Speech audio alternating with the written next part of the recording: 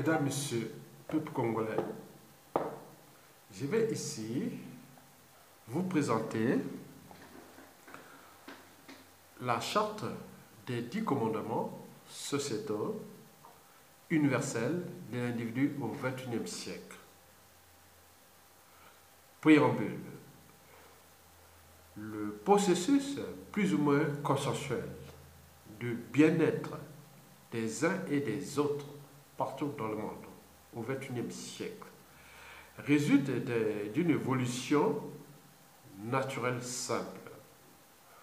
Optimiser le rapport liberté-justice, but de la condition humaine et existentielle, afin de laisser aux générations actuelles et du futur un monde donnant à chaque être vivant les rêves et le bonheur des potentialités de la vie et de l'existence commune.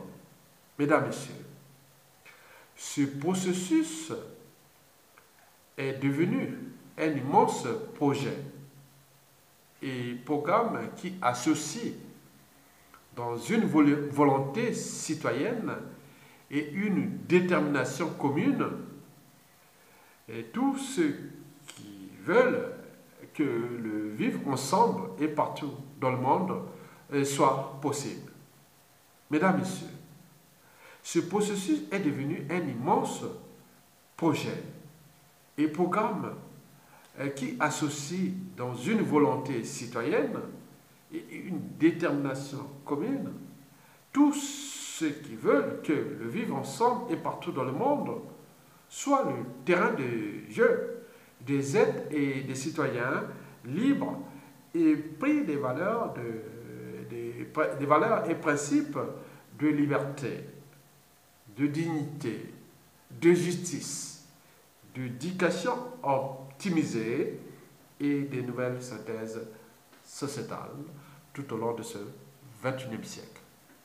Mesdames, Messieurs, ce processus est devenu un immense projet de programme qui associe dans une volonté citoyenne de non-rénonciation à ses droits et devoirs d'être humain ou envers l'humanité tout entière.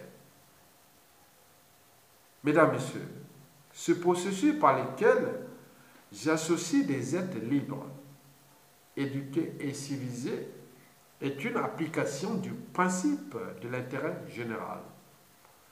Face aux filières des marchés politiques, institutionnels, micro- et macroéconomiques, écologiques, culturels et sociétales qui peuvent être sous le contrôle et sous la volonté ou la responsabilité des citoyens sur différentes échelles individuelles, locales, régionales, nationales et continentales et planétaires. La survie de notre existence et des générations du présent et du futur en dépend. Mesdames, Messieurs, à cet objectif, des faits historiques et de principes de réalité en tenant compte des comptes, accords et enjeux majeurs actuels. Nous devons individuellement et collectivement avancer vers des potentialités d'existence commune, universelle, c'est-à-dire promouvoir le sens de l'intérêt général, du vivre ensemble, des problématiques existentielles et universelles. C'est-à-dire, quand on parle d'universalité, on pense à tout ce qui touche tout le monde. Parce que l'eau, c'est la vie, c'est universel. L'eau, sans l'eau, il n'y a pas de vie, donc c'est universel. Donc, l'air pollué, oui, c'est tout le monde, même les riches ou pauvres. À Paris, quand l'air est pollué, et tout, qu'il soit pauvre, riche, autre, ça touche tout le monde.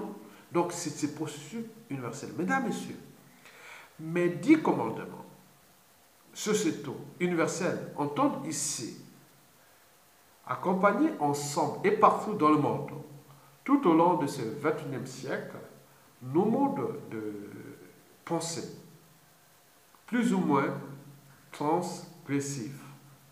Nos modes d'éducation, de formation continue ou non, nos modes de production, de transport, de consommation et de rejet dans l'environnement. Et cet environnement, qui soit individuel, local, régional, national ou continental, et voire spatial.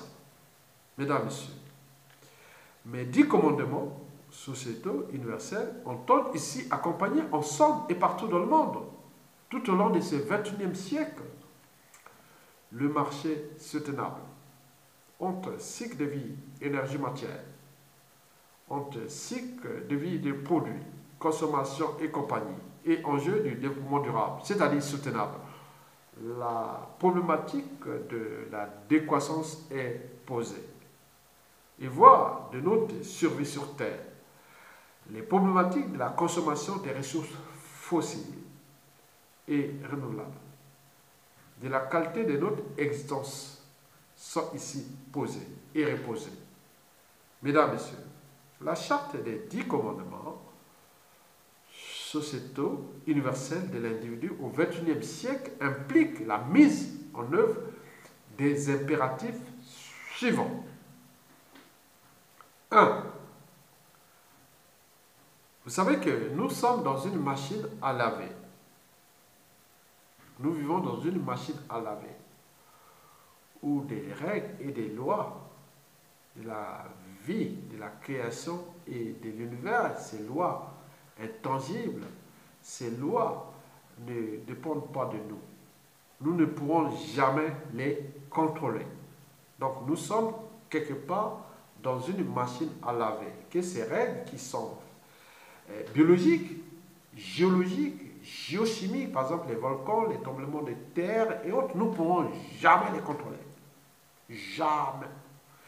Climatique ou météorologique. Bien sûr que nous pouvons soit contrôler nos émissions pour notre survie simplement, mais ce n'est pas la survie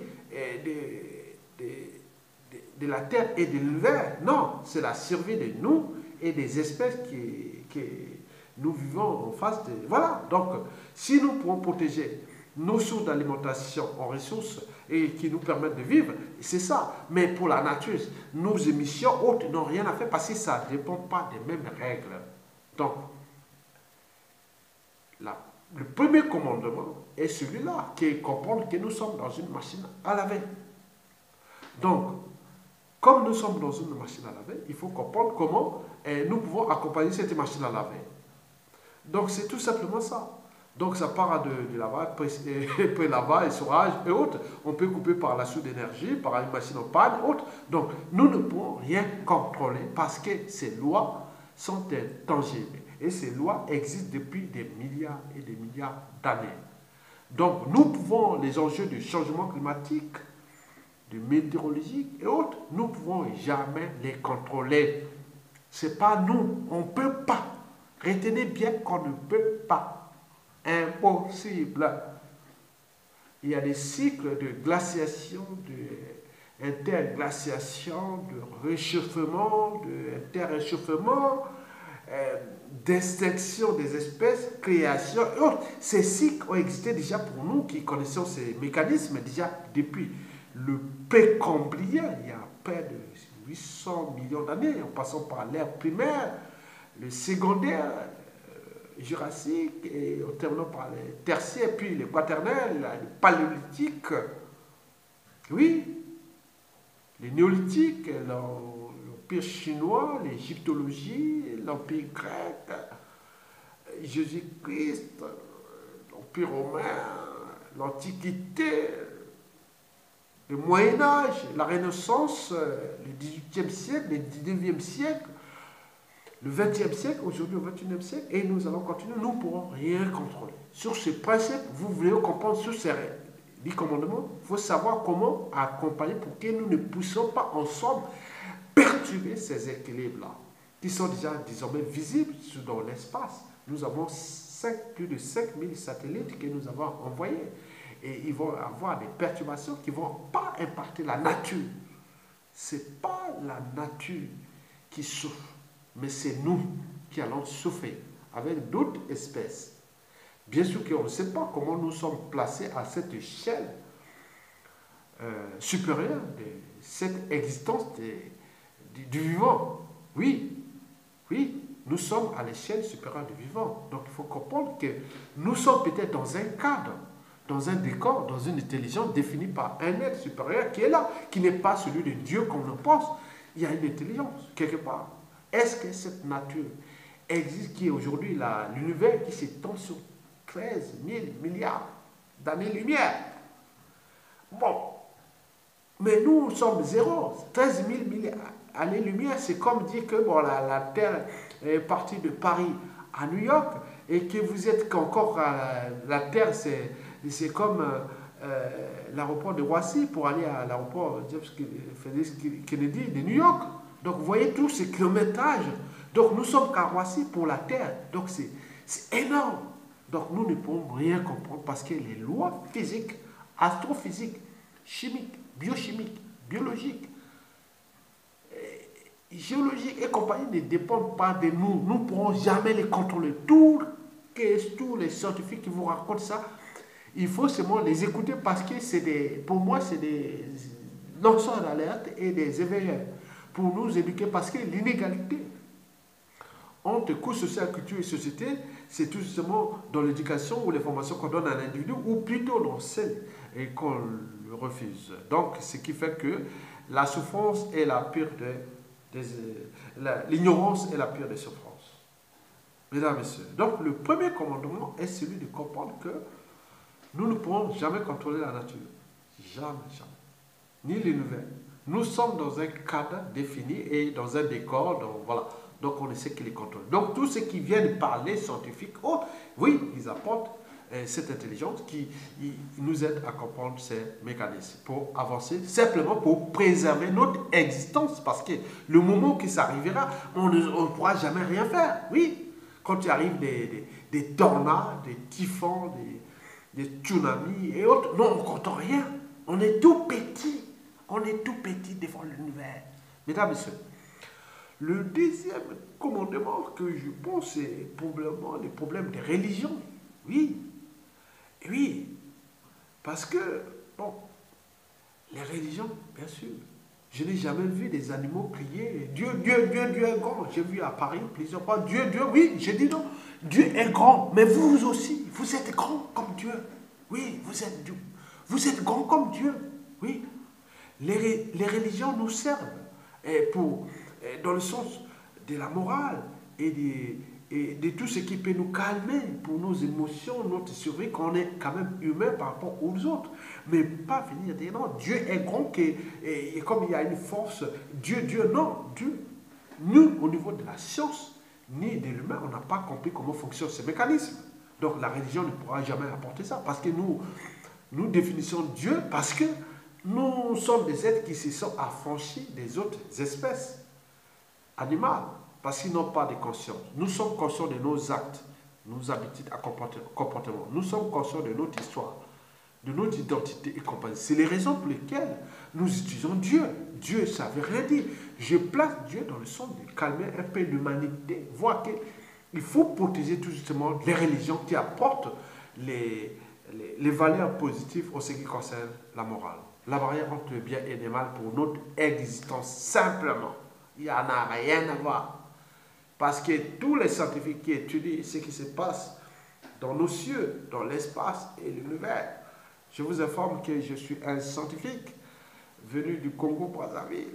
J'ai fait licence de biologie, option physiologie animale. Je devais aller faire un doctorat en physiologie animale, option en endocrinologie. Mais je me suis transformé en naturaliste parce que je suis d'abord né à Brazzaville, puis mes parents venant du bassin du Congo, c'est-à-dire à l'Équateur, à Makwa, à la jungle, j'ai vécu là-bas. Je voulais être dans la nature, comprendre les sciences de la vie, biologie, et les sciences de la terre, géologie. J'ai étudié, j'ai eu une maîtrise ici en France, et voilà, et puis des études supérieures d'environnement. Bon, donc c'est pour vous dire que nous sommes dans cette dynamique de comprendre comment fonctionnent ces mécanismes-là, parce qu'il ne suffit pas d'avoir des bagages, il faut savoir où les déposer. Comme disait Montaigne au XVIIe siècle, au XVIe siècle, une tête bien faite vaut plus qu'une tête bien pleine. Donc, il ne suffit pas d'avoir des bagages pour moi, il faut savoir où les déposer. Mesdames, Messieurs, oui, les problèmes des religions, je les place dans le sens de la morale. La barrière entre le bien et le mal, comment se confesser par rapport au crime. La religion peut être avec l'interface entre le droit et compagnie. Donc il faut tout simplement les religions. Les religions doivent apporter les valeurs d'éducation morale, de choses que disent non, on peut vivre ensemble, on ne peut pas faire du mal aux autres, passer par là. Donc c'est ça l'enjeu. D'où l'enjeu de protéger les religions. Parce que les religions sont de la signification de l'évolution humaine. Parce que les animaux n'ont pas de religion. Même si tous les autres peuvent dire, oui, ils se regroupent, ils font ceci, rien du tout. On va pas, les animaux ne sortent pas tous les jours aller avec une Bible ou un Torah, ou un Coran ou autre pour aller. Non, jamais. C'est nous. Donc Dieu est grand, mais vous aussi. C'est pas Dieu qui est grand, mais oui, il est grand, mais vous aussi. On est d'accord. Merci beaucoup. Donc vous devez tout simplement respecter ce sens-là. Parce que nous sommes dans la problématique que j'ai toujours posée, la problématique du droit et de la morale. Parlons déjà de la morale. Bon, la morale, bon, c'est chacun pour soi, hein, en fonction de son éducation. Il y a des gens, par exemple, en Afrique, des gens qui tuent, qui massacrent, qui font. Bon, c'est leur sens de la morale. La morale, les moralités pour les autres, c'est. Mais je pense que le droit et la miséricorde suffisent à répondre ces enjeux-là. Mesdames, Messieurs, oui, le troisième commandement que j'annonce ici est de ne jamais renoncer à ses droits et devoirs d'être humain et envers l'humanité. Parce que si vous renoncez à ses droits et devoirs, vous n'êtes plus humain. Parce qu'il n'y a jamais ni droit et devoir envers l'esclave. Parce que si vous renoncez à vos droits et devoirs d'être humain ou de l'humanité, vous êtes esclave. Les peuples opprimés, c'est ça. La majorité des peuples opprimés, c'est ces peuples qui ont renoncé à leurs droits et devoirs d'être humains. Et c'est les raisons pour lesquelles ils deviennent opprimés. Les peuples libres, non, ils ne renoncent jamais. Ils ne se laisseront jamais faire. Ils s'indignent, ils se suturent, ils agissent, et c'est comme ça. C'est un combat permanent, comme on dit, la vie est un combat. Donc, renoncer à ses droits et devoirs d'être humain envers l'humanité, c'est devenir esclave. Oui, d'ailleurs, le premier commandement que j'ai cité, c'est-à-dire, nous sommes dans une machine à laver. Mais comment un être comme vous autres, qui est ministre, président, qui peut s'accaparer de votre vie et autres, sur quel droit souverain qu'il est là? Non, il n'y a pas. Donc c'est vous-même qui avez renoncé à ces droits, c'est pour les raisons pour lesquelles il vous utilise. Si vous êtes capable de s'affranchir de lui et de vous-même, voilà, vous pouvez dire non, non, je ne peux pas se laisser faire. C'est les raisons pour lesquelles les peuples libres, et oui, la liberté ici est ancrée dans l'ADN, parfois en termes de transmission des valeurs de liberté, de dignité, de justice et compagnie. Donc c'est des peuples qui ne se laisseront jamais faire. Même si on peut parler de génétique et aussi des facteurs épigénétiques, c'est-à-dire d'éducation, oui, on éduque en famille, que non, et si quelqu'un te fait du mal ou autre, on éduque. Mais nous, on est là pour la sémention. Au Congo, par exemple, il y a une expression en lingala, on dit tika, tika, tika, tika. Mais tika quoi? Pour qui? Pourquoi? Pourquoi nous, là, il doit de tout un peuple? Non, laisse tomber mon frère, il va nous tuer, il va... Non, c'est pas possible.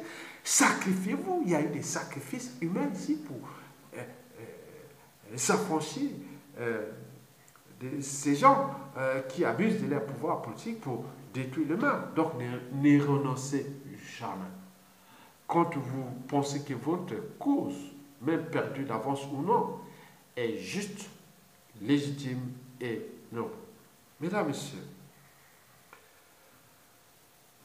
le troisième commandement est de vous dire que vous, individuellement et collectivement, vous devez toujours penser à ce que vous devez être et non à ce que vous devez faire. Au moment où vous pensez que je dois être libre, penser librement, autre, c'est déjà très important. Vous ne devez pas penser toujours à ce que vous devez faire. Vous devez plutôt penser à ce que vous devez être. Libre, digne et compagnie. Juste et compagnie. Chacun avec son éducation. Par rapport à tout ce que j'ai précédé. Mesdames et messieurs, le cinquième commandement, c'est au niveau de la sagesse. La sagesse ne consiste plus à penser, ou comment on peut dire ça, à penser ou à imposer aux autres ce que vous êtes, non, ou ce qu'ils doivent faire, non. La sagesse est dans le sens que vous devez être ce que vous êtes. Donc, pour moi, si je suis sage, je dois plutôt accompagner les espérances de vie des uns et des autres. Je ne dois pas imposer que moi, non. Je diffuse une information, une pensée, une réflexion, j'ai un pouvoir, mais je dois accompagner les espérances de vie et des uns et des autres.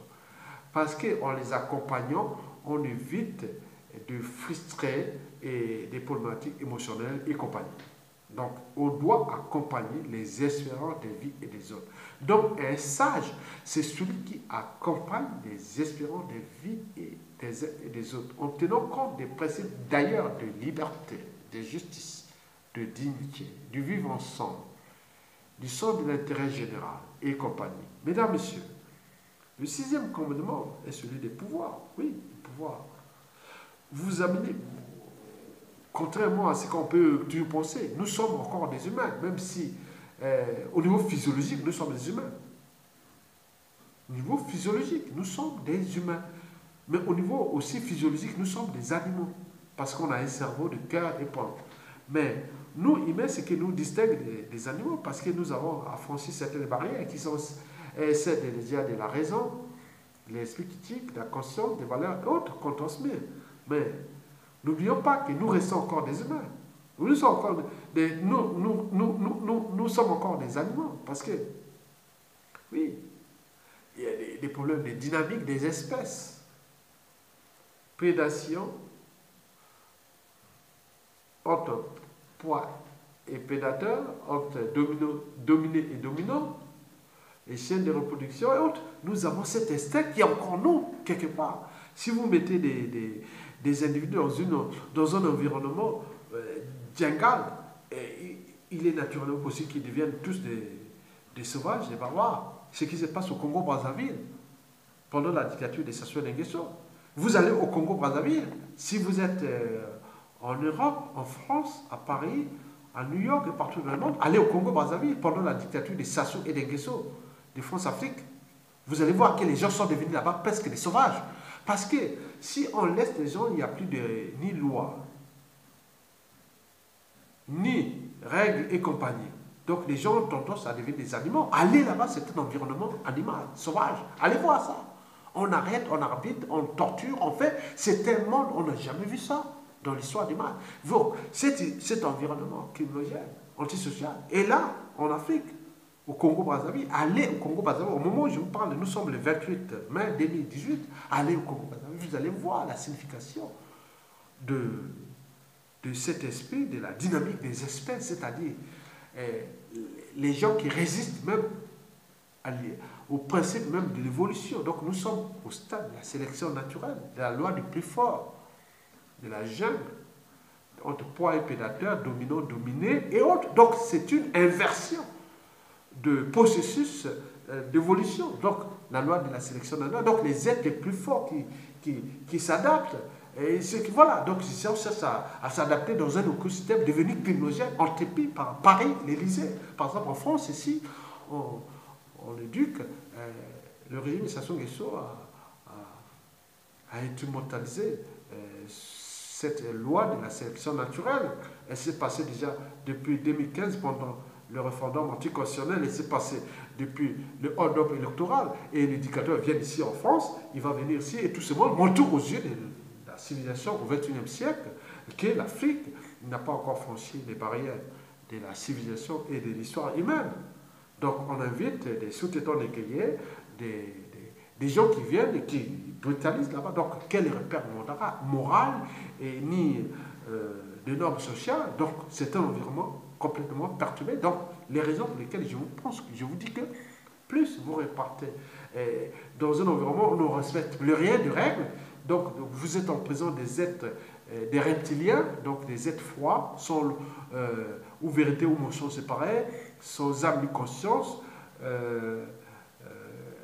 sans foi ni loi, on se retrouve là. Donc l'écosystème congolais, retenez bien par rapport à cette vidéo, si ceux qui parlent français partout dans le monde, il y a un écosystème où il y a la France-Afrique, depuis le lycée du jeune président Macron, et qui veut imposer le fiston du dictateur, qui veut avoir des troubles énormes dans la sous-région et compagnie.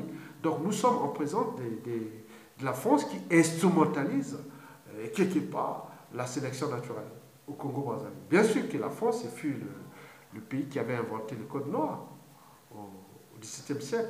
Donc Sassou Nguesso, elle est sous-tétant négrier. C'est que, voilà, avec tout, c'était un effet d'entraînement. Hein. Donc ils entraînent tout le monde à vivre. Donc vous devez comprendre ces sens-là pour monter aux yeux de la communauté et de la civilisation. Et que la France est en conscience réfractaire, pas la France en tant que peuple, mais cette oligarchie politico-affairiste française qui a pris la France comme compagnie d'assurance à leurs intérêts particuliers partisans pour monter aux yeux de la civilisation des problèmes des races, des sociétés et autres, avec des impacts mélanges et d'immigration, de terrorisme et tout ce qui va arriver. Donc, chaque fois qu'il arrivera des situations de terrorisme sur France, il faut parfois avoir une grille de réserve, parce que c'est des impacts où cette oligarchie politico-affairiste française se sont enrichis là-bas, parce que 2/3 de leurs magots qui sont là, l'Élysée, le dictateur arrive, mais ils sont tous cachés ailleurs, mais ils utilisent toujours la France comme compagnie d'assurance pour leurs intérêts. Donc il s'agit bien sûr d'une confiscation de la volonté générale française. Oui, bien sûr. Mesdames, Messieurs, peuple du monde, vous savez que le 7e commandement, Albert Einstein l'avait pourtant dit que la logique vous conduit toujours d'un point A à un point B. Mais l'imagination et l'audace vous conduiront là où vous désirez. Mais en réalité, il y a plusieurs pensées autour de Albert Einstein que j'aurais pu mettre dans ce 7e commandement. Je peux prendre 4 pensées d'Albert Einstein, que la logique vous amène toujours d'un point A à un point B, et que le monde ne sera pas détruit par ceux qui font le mal, mais par ceux qui les laissent faire sans rien faire, et que le monde que nous vivons est un processus de notre pensée. Il ne peut être réformé sans repenser dans notre pensée, et que la vie c'est comme un bicyclette, pour garder l'équilibre, pour avancer. Donc nous devons avancer. On pourrait en citer plein. Donc le 7e commandement rentre dans toute la pensée d'Albert Einstein. Mesdames, Messieurs, le 8e commandement, c'est comme la nature. Il avait dit Pierre Rabhi que la nature n'a pas besoin de nous.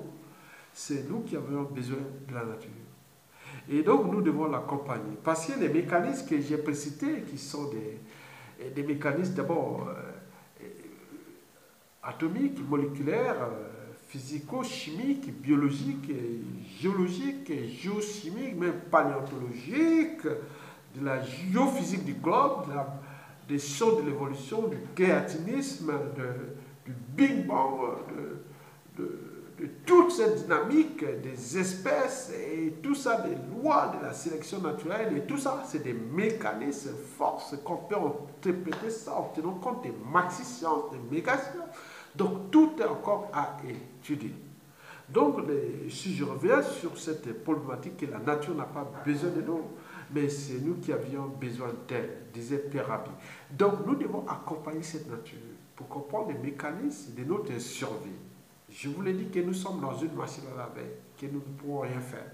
Le moment où la solution finale viendra de la nature, des règles, règles, nous ne pourrons rien faire. Donc, nous, le but aujourd'hui est d'abord de contrôler nos émissions. D'abord, pour notre survie, problème de l'eau. Les problèmes de l'eau, oui, parce que plus on protège les sources d'approvisionnement en eau, c'est-à-dire les nappes phréatiques et les ruissellements, tous ces mécanismes, plus les coûts de traitement sont faibles déjà pour les contribuables et autres, mais aussi les problèmes de collecte et de traitement des déchets ménagers et assimilés. Vous savez que toute activité humaine génère son lot de déchets. Ces déchets sont visibles à nos yeux. Ils sont, on appelle les OM, organes ordures ménagères, qu'on appelle les déchets ménagers assimilés. Ils sont catégorisés en déchets industriels banals, DIB, en déchets ménagers spéciaux, qu'on appelle DMB, ou on peut tout dire, voire aux déchets nucléaires et compagnie. Donc, nous devons comprendre ces mécanismes, comment nous allons récupérer cette énergie produite par nous-mêmes en termes de processus de cogénération énergie-matière. Bon, le problème de déchets nucléaires avec des cycles de vie qui ne sont pas liés à des règles que nous pouvons encore contrôler, parce que leurs demi-vie vont de 1 million de césium aux compagnons autres de 300 ans à des millions d'années. Donc la France est assise sur une bombe nucléaire. On est d'accord. Au lieu d'aller faire les trucs, les problématiques, c'est pas celle-là. Donc c'est l'après. Bon. Oui, la nature n'a pas besoin de nous. Nous devons comprendre comment fonctionnent ces mécanismes qu'on interprète comme le biomimétisme. Par exemple, les termitières que j'ai dû penser. Oui, les termites ont créé des systèmes de climatisation passive, parce que les champignons qui leur permettent de se nourrir ne peuvent vivre qu'à une température de 30 degrés. On ne sait pas pourquoi ils ont créé cette climatisation passive sans système d'aération. Il n'y a pas de soufflement, de soufflerie comme on voit nous aux climatisations, mais ils ont conçu ça. Donc nous devons comprendre ces procédés qu'on appelle le biomimétisme. Bon, le biomimétisme est l'art de copier la nature. D'abord, l'observer, il faut pouvoir d'abord l'observer, comprendre. Quand on voit les premières applications du biomimétisme, il faut d'abord l'art de copier les oiseaux pour faire voler les humains, même sur les avions, mais tous les trucs qui regroupent, comment on voit les systèmes de colibris, sur les trains traversant les tunnels avec des pointes, comment on appelle, des devants pointus. Il y a plein. Nous n'avions qu'appliqué que 500 applications de la nature, alors qu'il y a encore 1 million d'applications à nous. Donc il y a du marché. Donc nous devons protéger l'homme et la nature.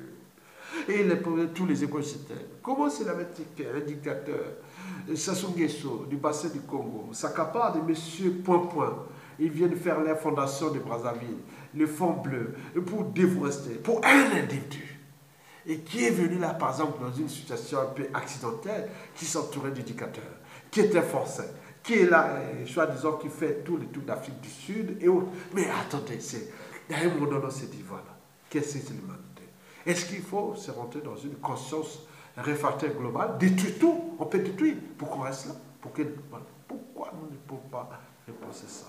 Lui, le biomimétisme est là. Alors, je ne peux pas parler que des termitières ou des systèmes auto-nettoyants, des nénuphars, en passant par les systèmes de géolocalisation, de colocalisation et de tout ça qui sont là. Oui, la nature est là et nous apporte vie, inspiration et autres. Il faut protéger la nature. Mesdames, messieurs, oui, la règle ou le commandement de protéger la nature et mettre ensemble des processus de biomimétisme sera au cœur de ces 10 commandements. Je vous rappelle que ces 10 commandements, je les pensé qu'à peine 1 heure. Je mets tout ce que je pense, mais dans un sens structurel, conceptuel et de management même de cet état d'esprit, ne pourra que revenir quand Sassou Nguesso ne sera plus là. Au moment où je vois un pays où, avec tous ces réseaux de lobbying, de communication, des individus libres congolais qui pourront mettre au jeu du monde la culture universel du monde de demain, à Yatunga, au cœur du Congo-Brazzaville, après Sassou Nguesso, mais laissez faire là, ils vont détruire. Nous, on le voit. On est là comme dans une machine à laver, on voit qu'ils font ce qu'ils veulent. Voilà, avec la France-Afrique qui est en train de se déclasser, puisque rien ne va plus marcher au Congo-Brazzaville. Tant qu'on parlera de Sassou Nguesso, de son clan, de ses enfants et de tous ceux qui veulent transmettre avec les risques de chaos et qui peuvent arriver dans ce bassin du Congo. Étant donné que 97% de la population ne veut plus de lui, que la résistance a bien compris à créer d'autres réseaux de résistance qui ne sont plus, qui ne dépendent plus de la France, mais d'autres interfaces italiennes, anglo-saxonnes et compagnie. C'est le risque pour la France. Donc, il joue sa petite carte alors qu'on lui livre toujours un plat d'argent et éjectez-nous vite ce monsieur pour que nous ne rentrions pas dans un processus de déclassement général de la France-Afrique au Congo et dans le bassin du Congo. Je vous rappelle que si on voit les dictateurs en Afrique, c'est toujours francophone. Et c'est d'ailleurs l'Afrique francophone qui regroupe les 2 tiers des dictateurs du continent. C'est-à-dire des dictateurs à caractère immoral, dissolus, liberticides, antidémocratiques, antisocial, criminogène et confiscatoire. Et voire d'appropriation même, de transmission dynastique. On a vu le cas au Togo et au Gabon, et ils veulent faire ça au XXIe siècle dans un monde qui devient de plus en plus interdépendant et dont l'attitude globale est là, avec les risques de pactes, de conflits interrégionaux et régionaux et compagnie, avec tous les mélanges de tribus et autres périphériques et autres qui peuvent arriver dans une situation de chaos qui se prépare déjà au Congo-Brazzaville et avec des interfaces au Gabon et aux République démocratique du Congo. N'oublions pas le Cameroun et la Centrafrique au guet-apens. Mesdames et messieurs, oui, le 9e commandement, c'est que les puissances économiques ont toujours existé depuis la nuit des temps. Oui, mais ils ne sont pas toujours restés les mêmes. Je vous dis seulement, par exemple, ce qu'on mes connaissances, si avant l'abolition de l'esclavage, on parlait déjà de l'Angleterre et de la France. Le Royaume-Uni, la République britannique, oui. La France, déjà, jusqu'en 1922, c'était la première langue des traités internationaux.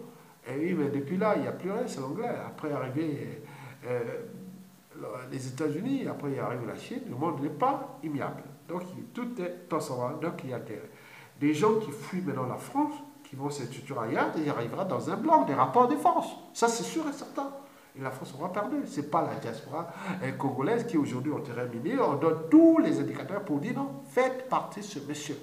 Parce que les enjeux de demain, c'est entre blocs. Blocs pas seulement économiques, il y a des blocs linguistiques. Parce que le premier outil du marché, de l'économie et des relations amoureuses, c'est d'abord la langue, la barrière de la langue. Mais si vous aurez moins en moins de Français qui vont parler, des Africains qui vont parler français, et vous allez arriver dans une situation où vous-même, votre rôle, c'est ravi, mais c'est pas grave. Ça arrive au monde. La Grande-Bretagne, oui, c'est qu'elle est forte. Et demain, elle sait bien que même en sortant de l'Union européenne, elle sera toujours forte parce qu'il a tout de anglophone qui parle, il vendra toujours. S'il fait ce jeu, la France, c'est quoi? La France, c'est reste que l'Afrique. Le Canada, la Suisse, c'est pas grand-chose, c'est en Afrique. L'Afrique francophone. Mais au moment où il n'y aura plus rien.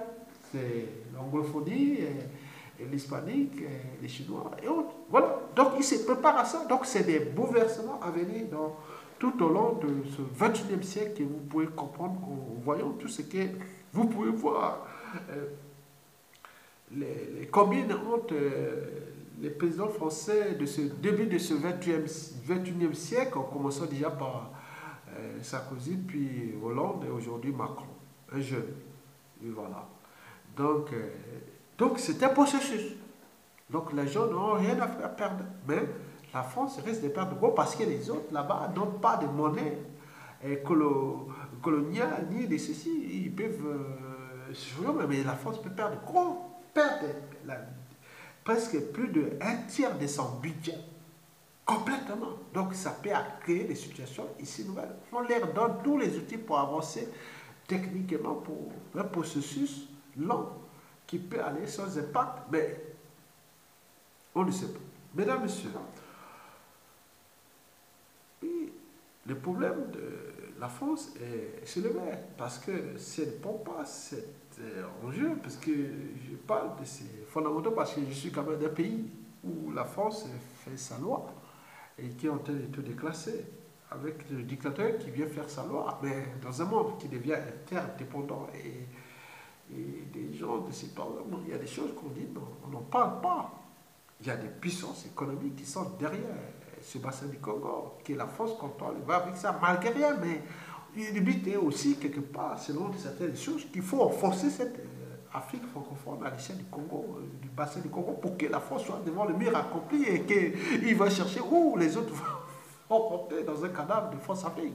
Et il faudra restructurer tout ici, en termes de coûts. Mon Dieu. C'est pas grave.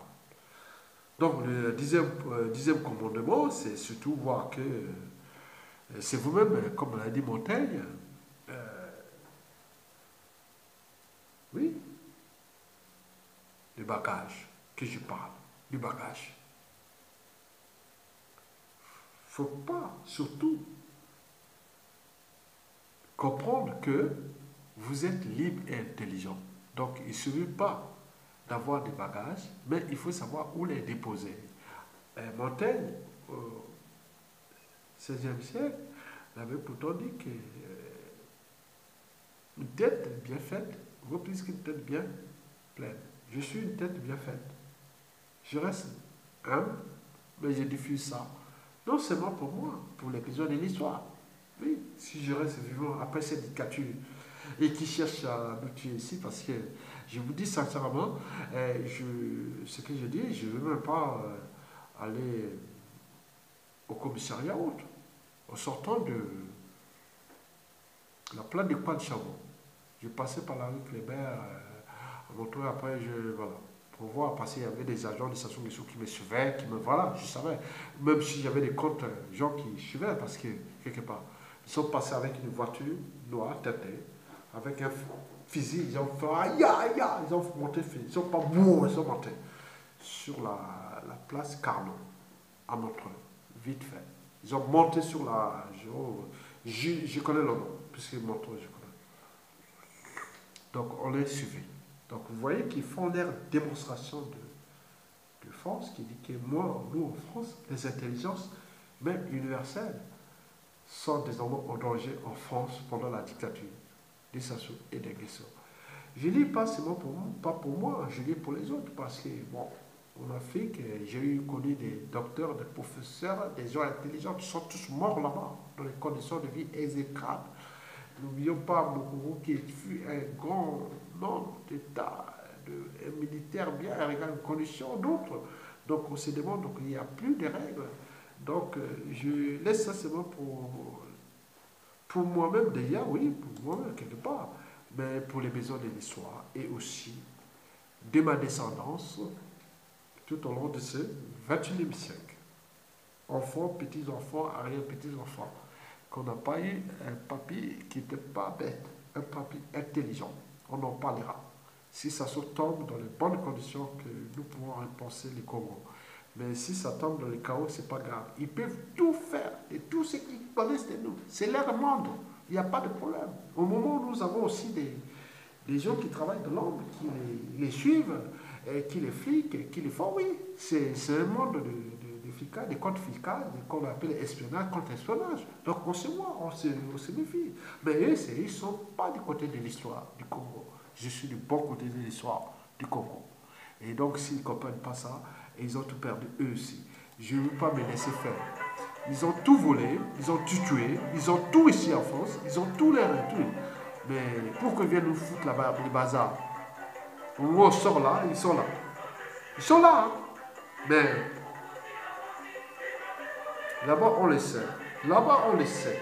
L'autre aussi. Aïe, on te protège. On sait que tu es bon. Mais beaucoup d'esprits te protègent. Toi, tu sens ça, on te suit. On le sait ce qu'ils sont. Partout, certes là-bas, on te protège. Partout tu passes ici, on te protège. Parce qu'on sait que tu es intelligent. Tu es aussi bon non seulement pour ton pays, mais aussi pour la France et pour l'humanité. C'est la raison pour laquelle on te suit, on te regarde. Malgré ça, mais regarde, c'est eux qui sont perdus. Tu peux tout raconter. Ils ont tout volé, non? Ils ont tout pillé, non? Pourquoi ils viennent s'acharner comme ça? Tu n'as jamais été avec eux. Ils ont construit des familles, ils les ont pris. Donc c'est comme si c'est leur propriété personnelle et privée avec leurs esclaves. Non, je ne suis pas esclave. On est bien d'accord? Je vous remercie.